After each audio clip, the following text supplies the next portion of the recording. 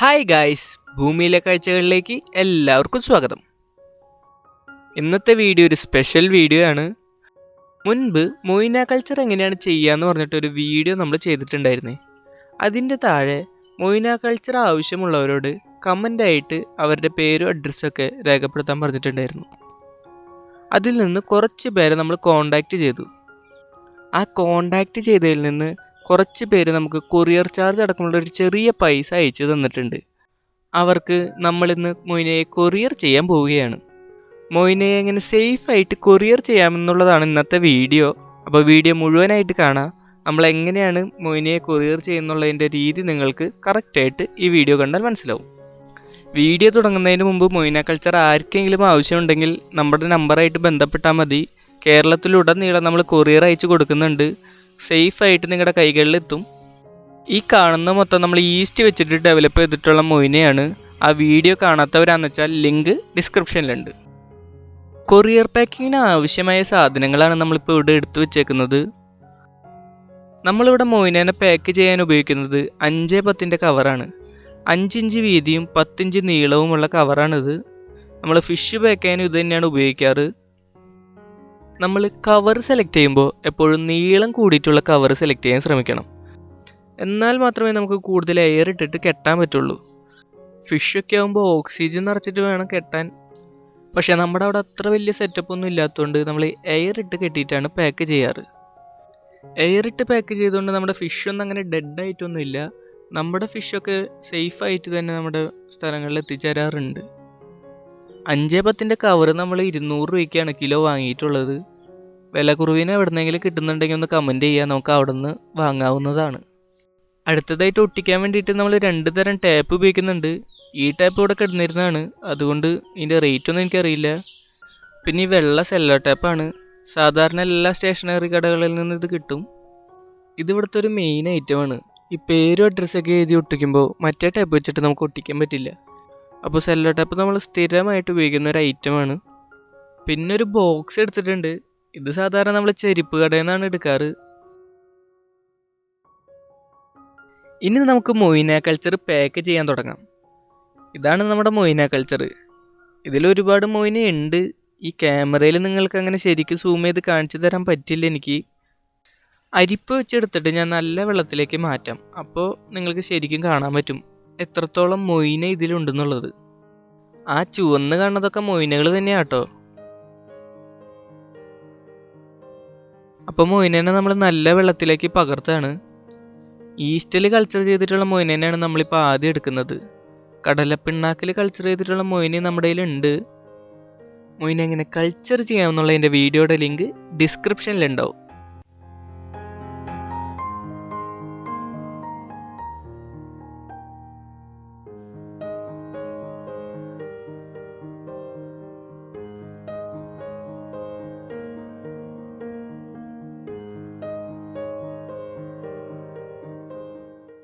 ഇനി നമുക്ക് മൊയ്നയെ കവറിലേക്ക് ആക്കാം. കവറിൽ നമ്മൾ കുറച്ച് നല്ല വെള്ളം എടുത്തിട്ടുണ്ട്. 5 സ്പൂൺ മൊയ്നേനാണ് നമ്മളൊരു കവറിൽ അയക്കാറ്. ഒരു കണക്കുണ്ടാവാൻ വേണ്ടിയിട്ടാണ് നമ്മൾ ഈ സ്പൂണിൽ എടുക്കുന്നത്.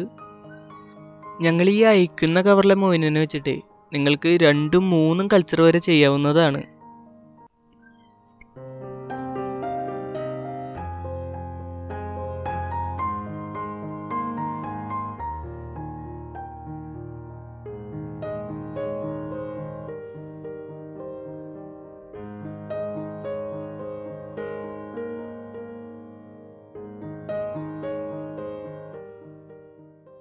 ചില സമയത്ത് കൊറിയർ ഹോൾഡായിട്ട് 1-2 ദിവസം കഴിഞ്ഞിട്ടൊക്കെ കസ്റ്റമറുടെ കയ്യിൽ കൊറിയർ എത്താറുള്ളൂ.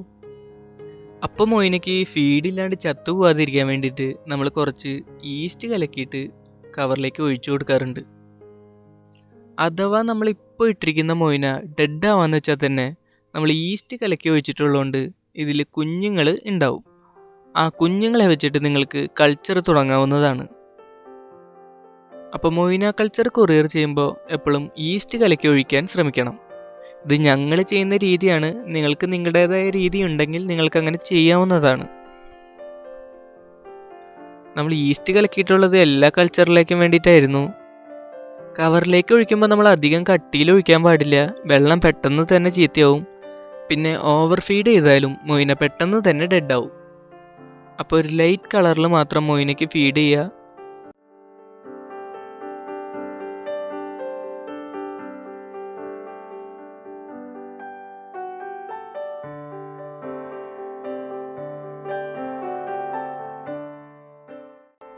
ഇനി കവർ എങ്ങനെ പാക്ക് ചെയ്യണമെന്നുള്ളത് നിങ്ങൾക്ക് അറിയാമെന്ന് ഞാൻ വിചാരിക്കുന്നു.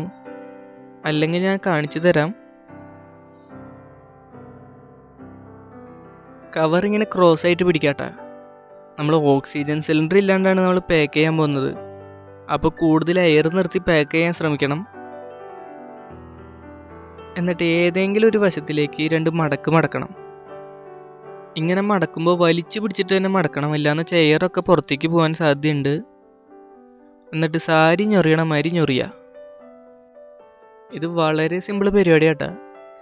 ഈ ഫിഷ് വളർത്തണ മിക്ക ആൾക്കാർക്കും ഈ കവർ കെട്ടാൻ അറിയുന്നതായിരിക്കും. ഈ തുടക്കക്കാരെങ്കിലും കാണുന്നുണ്ടെങ്കിൽ അവർക്ക് വേണ്ടിയിട്ടാണ് നമ്മൾ ഈ ഒന്നിൽ നിന്ന് തന്നെ ഈ കവർ കെട്ടി കാണിക്കുന്നത്. ബാക്കിയുള്ളവർക്ക് ബോറടിക്കുന്നുണ്ടെങ്കിൽ അവർക്ക് സ്കിപ്പ് ചെയ്ത് പോകാവുന്നതാണ്. ഈ കവർ കെട്ടാൻ അറിയാത്തവരുണ്ടെങ്കിൽ 2-3 വട്ടം കെട്ടുമ്പോഴേക്കും നിങ്ങളിത് പഠിക്കുന്നതാണ്. നമ്മൾ കവറിൽ എയർ ടൈറ്റ് ആയിട്ട് നിർത്തിയിട്ടുണ്ട്. ഇനി റബ്ബർ ബാൻഡ് ഇടണം. ഈ റബ്ബർ ബാൻഡ് ഇടുന്ന ഒരു പ്രത്യേക രീതിയിലാണ്. ഒരു ലോക്ക് ഉണ്ട്. അതിനാദ്യം 2 വിരലിൽ നമ്മൾ റബ്ബർ ബാൻഡ് ഇട്ടിട്ട് ഈ റബ്ബർ ബാൻഡിൻ്റെ ഒരറ്റത്തിൻ്റെ ഉള്ളിൽ കൂടെ മറ്റേ അറ്റം കയറ്റണം. അപ്പോൾ അവിടെ ഒരു ലോക്ക് വീഴും. എന്നിട്ട് നല്ല പോലെ ഒരു സൈഡിലേക്ക് തിരിച്ചു കൊടുക്കണം. അപ്പോൾ എയർ ടൈറ്റ് ആയിട്ട് നമുക്ക് കവർ പാക്ക് ചെയ്യാൻ പറ്റും.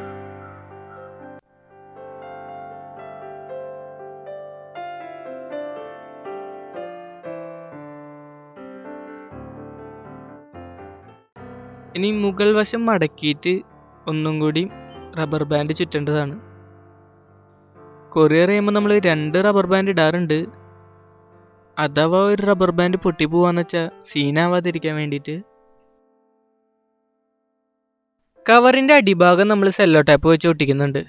ഈ കവറിൻ്റെ മൂലയിൽ ഈ മൊയിന വന്ന് കിടന്നിട്ട് ഡെഡ് ആവാനുള്ള ചാൻസ് ഉണ്ട്. അങ്ങനെ വരാതിരിക്കാൻ നമ്മൾ 2 മൂലകളും ടാപ്പ് ചെയ്യും.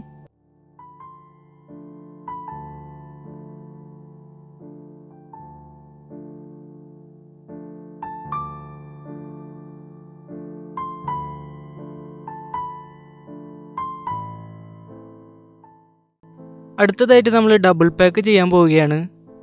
വെള്ളവുമായി ബന്ധപ്പെട്ട് എന്ത് കൊറിയർ ചെയ്യുകയാണെങ്കിലും ഡബിൾ പാക്ക് ചെയ്തിട്ട് മാത്രമേ നമ്മൾ കൊറിയർ ചെയ്യാൻ പാടുള്ളൂ. ആദ്യത്തെ കവറിൽ നിന്ന് രണ്ടാമത്തെ കവറിലേക്ക് കയറ്റുമ്പോൾ ഇച്ചിരി പാടാണ്.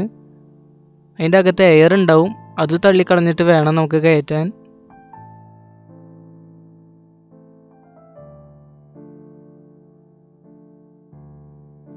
ചിലർ കയറ്റാൻ എളുപ്പത്തിന് വേണ്ടിയിട്ട് രണ്ടാമത്തെ കവറിൽ ഓട്ടയിട്ടിട്ട് കയറ്റാറുണ്ട്. പക്ഷെ നമ്മൾ ആ രീതി ചെയ്യാറില്ല. കാരണം എന്ന് വെച്ചിട്ടുണ്ടെങ്കിൽ അകത്തുള്ള കവർ ഏതെങ്കിലും വിധത്തിൽ പൊട്ടാന്ന് വെച്ചിട്ടുണ്ടെങ്കിൽ പുറത്തുള്ള കവർ സേഫ്റ്റിക്ക് വേണ്ടിയിട്ടാണ് നമ്മൾ ഉപയോഗിക്കുന്നത്. നമ്മളതങ്ങനെ ഡബിൾ പാക്ക് ചെയ്തു. ഇനി ആദ്യത്തെ കവർ കെട്ടി അതേ രീതിയിൽ തന്നെ ഈ കവറും എയർ ഇട്ട് നമ്മൾ കെട്ടും.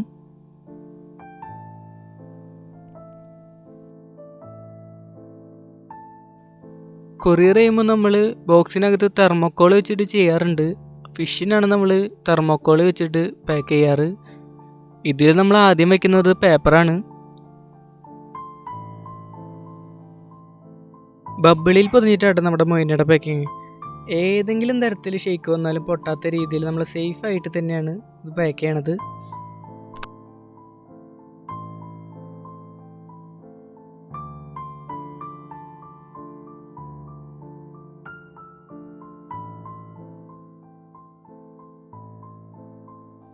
ഇനി സൈഡിലൊക്കെ നമ്മൾ കടലാസ് ചുരുട്ടി വയ്ക്കും.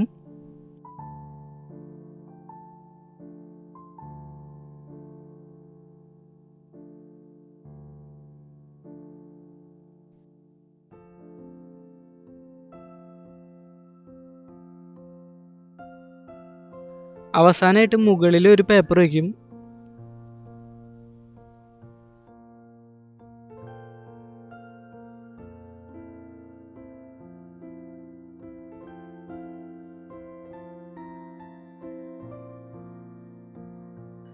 ലാസ്റ്റ് സ്റ്റെപ്പ് എന്ന് പറഞ്ഞിട്ടുണ്ടെങ്കിൽ ടൈപ്പിംഗ് ആണ്. നല്ല പോലെ ടൈപ്പ് ചെയ്യുക. അത് കഴിഞ്ഞിട്ട് പേരും അഡ്രസ്സും വയ്ക്കുക. ഫ്രം അഡ്രസ്സും ടു അഡ്രസ്സും വെക്കണം. 2 ഫോൺ നമ്പർ വെക്കണം. ലൈവ് ഫിഷ് എന്ന് വലുതാക്കി എഴുതണം. ഈ വീഡിയോ ഇഷ്ടപ്പെട്ടാൽ ലൈക്ക് ചെയ്യുക. ചാനൽ സബ്സ്ക്രൈബ് ചെയ്യാൻ മറക്കരുത്. നിങ്ങൾക്ക് എന്തെങ്കിലും സംശയം ഉണ്ടെങ്കിൽ കമൻ്റ് ആയിട്ട് ചോദിക്കുക. ഭൂമിയുടെ കാഴ്ചകളുടെ ഇൻസ്റ്റാഗ്രാം പേജ് ഉണ്ട്, അതൊന്ന് ഫോളോ ചെയ്യാൻ ശ്രമിക്കുക. നമ്മുടെ വാട്സപ്പ് നമ്പർ കൊടുക്കുന്നുണ്ട്, പരമാവധി വാട്സപ്പ് ചെയ്യാൻ ശ്രമിക്കുക. കോൾ ചെയ്യാന്ന് വെച്ചിട്ടുണ്ടെങ്കിൽ ഓൺലൈൻ ക്ലാസ്സിലാണെങ്കിൽ എടുക്കാൻ സാധ്യതയില്ല. കോൾ ചെയ്യണമെങ്കിൽ പരമാവധി ഒരു 4 മണിക്ക് ശേഷം കോൾ ചെയ്യാൻ ശ്രമിക്കുക. നമുക്ക് നമ്മുടെ കസ്റ്റമറുടെ അഡ്രസ്സും ഡീറ്റെയിൽസും ഒന്നും നമുക്ക് വീഡിയോയിൽ കാണിക്കാൻ പറ്റില്ല. അതുകൊണ്ടാണ് ആ സ്റ്റെപ്പ് നമ്മൾ കാണിക്കാത്തത്. പിന്നെ കൊറിയർ ചെയ്യുമ്പോൾ പല കൊറിയറുകാരും പല ചാർജാണ് നമ്മളിൽ നിന്ന് മേടിക്കാറ്. നിങ്ങളുടെ അടുത്തുള്ള ഏത് കൊറിയറാണോ അതിലേക്കായിരിക്കും നമ്മൾ കൊറിയർ ചെയ്യുക. ഞങ്ങളിപ്പോൾ ഇത് സേഫായിട്ട് പാക്ക് ചെയ്തിട്ട് ഇനി കൊറിയർ ചെയ്യാൻ പോവുകയാണ്.